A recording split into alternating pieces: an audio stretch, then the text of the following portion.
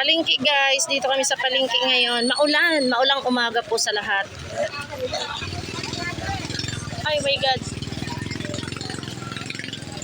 Tara, papasok kami sa loob. Kami sa gulayan. Oh. Diba?